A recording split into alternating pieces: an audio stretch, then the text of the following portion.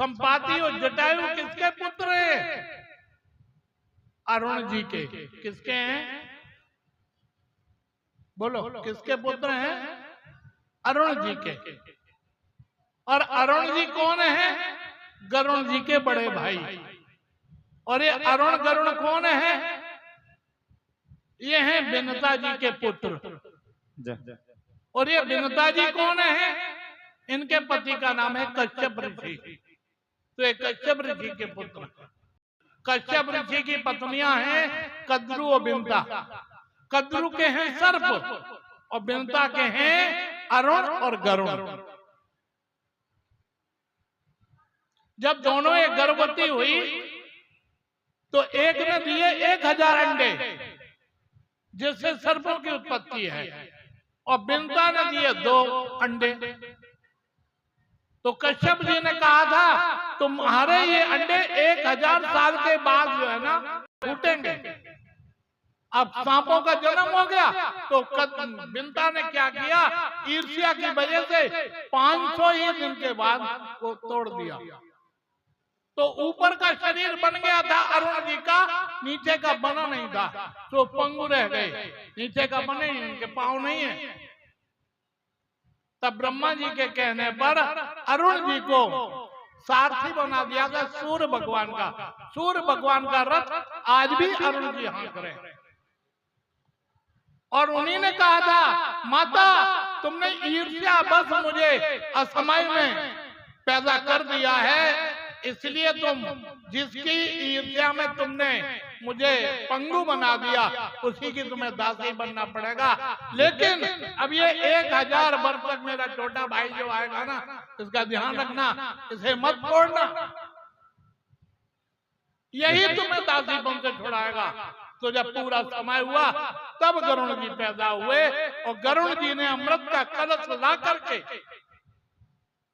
तब अपनी माता को दासीपन से छुड़ाया और स्वयं को दासीपन से छुड़ाया। अमृत का कलश, अमृत तो पी नहीं पाए सर्प, कुछ पर रखा हुआ था, वो इंद्र ले गए घड़ा चुरा करके। सर्प नहा करके आए, जब वो अमृत पीने को किया तो कुछ पड़ा हुआ था, उसे चाटने लगे तो उनकी जो जीभें थी वो चिर गई। पहले एक जीभ थी सर्प के, अब 2 हो गई। ये जो कुशा है ना, कुशा जिसे दाब कहते हो, ये इसीलिए पवित्र माना जाता है। इसीलिए ये जब पूजा इत्यादि होती है उसमें ये काम आता है। बोलिए सियावर रामचंद्र भगवान की जय हो। तो बात कुछ समझ में आई कि नहीं आई? जो अगर कोई पूछेगा कि संपाति किसके पुत्र थे तो क्या कहोगे? अरुण जी के पुत्र थे। क्या कहोगे? अरुण जी के पुत्र थे।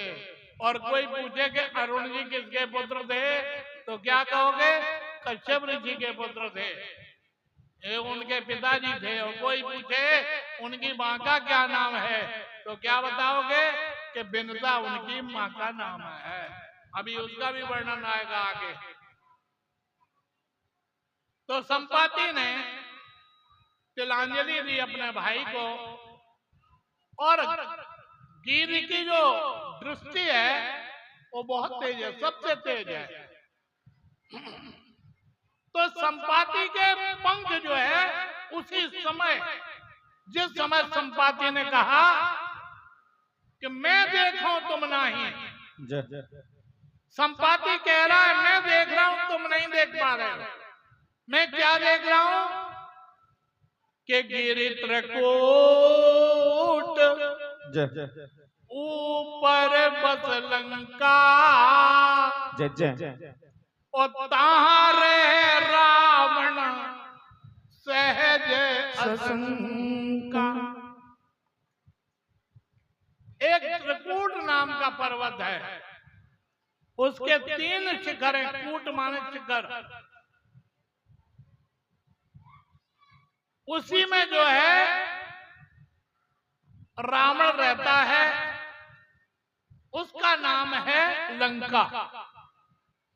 और उसी लंका के बीच में एक वाटिका है जिसका नाम है अशोक वाटिका। और वहीं पर एक वृक्ष है जिसका नाम है अशोक वृक्ष। उसी वृक्ष के नीचे सीता जी बैठी हुई हैं। मैं देखो तुम नाई गीधे दृष्टि अपार, जय जय बूढ़ भयऊ नत करते हो कछुक सहाय तुम्हार। संपाति कहता है मैं बूढ़ा हो गया हूं, मैं देख पा रहा हूं, तुम नहीं देख पा रहे हो। मैं बूढ़ा हो गया, नहीं तो मैं तुम्हारी कुछ मदद करता। लेकिन वहां पर पहुंच वही पाएगा कि जो लांग सत जो जन सागर, जो ये 400 कोस के समुद्र को लांग जाएगा, वही वहां पर पहुंच पाएगा लंका में, वही जाकर के सीता माता का दर्शन कर पाएगा। ऐसा कह करके अस कह गरुण गीत जब गए, ऐसा कह करके संपाति वहां से चला गया। उसके पर जम गए, पंख जम गए। देखो,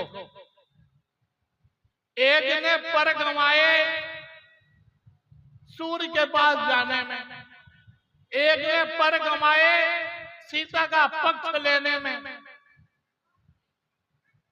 तो उसे तो भगवान ने गोद में लिया, किसे? जटायु जी को। बोलो ना, भक्ति की रक्षा करने में जिसने अपने प्राणों का बलिदान दिया, उसे भगवान ने अपनी गोद में उठाया।